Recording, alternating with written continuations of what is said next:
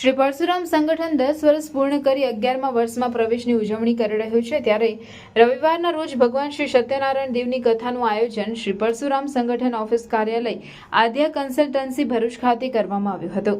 આચાર્ય કિરણભાઈ જોશીએ શ્રી સત્યનારાયણની કથાનું શ્રવણ કરાવ્યું હતું।